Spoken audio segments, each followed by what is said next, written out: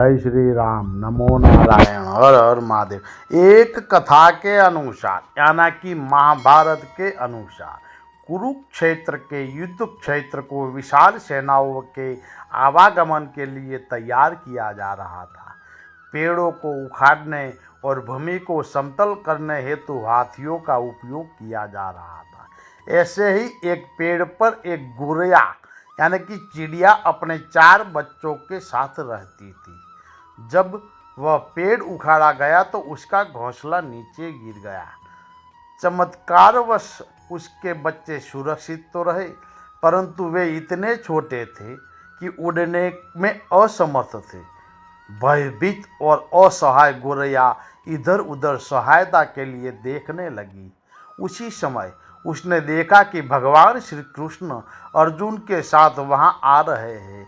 वे युद्ध भूमि का निरीक्षण करने और युद्ध से पूर्व रणनीति बनाने आए थे।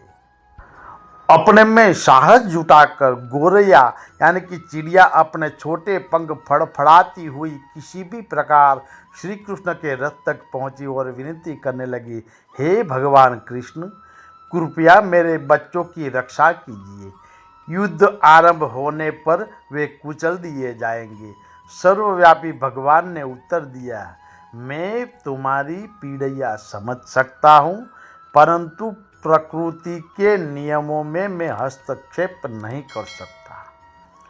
चिड़िया ने श्रद्धा से कहा, हे प्रभु, मैं जानती हूँ कि आप मेरे उद्धार करता है।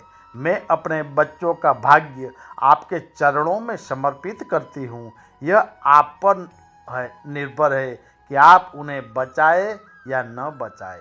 श्री कृष्ण बोले, काल चक्र पर किसी का वश नहीं होता।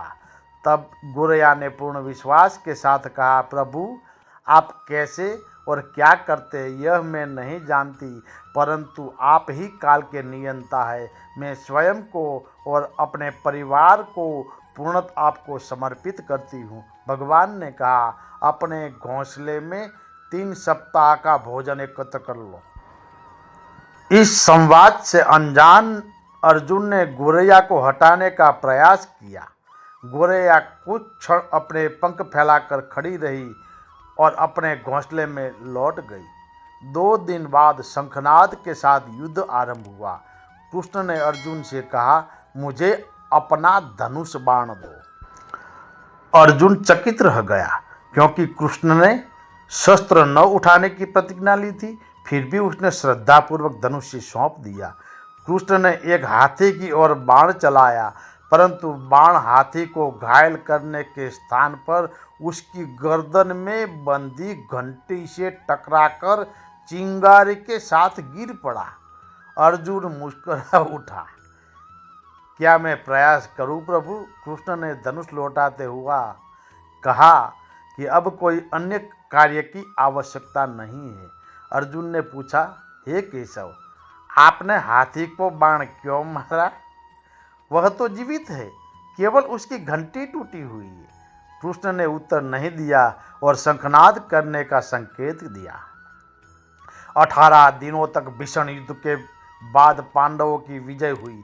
एक दिन कृष्ण अर्जुन को युद्ध भूमि से एक सुदूर स्थान पर ले गए, जहां अब भी अनेक सब अंतिम संस्कार की प्रतीक्षा में पड़े थे।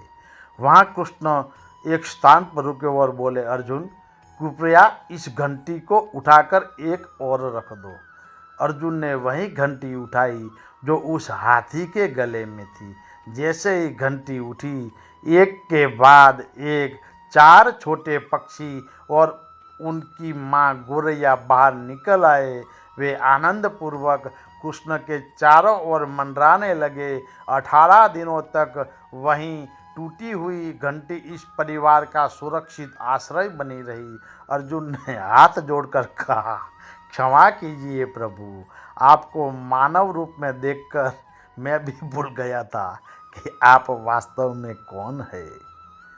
आइए हम भी इसी समय उस घंटी रूपी घर की तरह माने और भगवान के चरणों में अपना स्वयं सौंप दे। भगवान अपनी रक्षा खुद करेंगे। जय श्री राम। नमो नारायण। हर हर महादेव।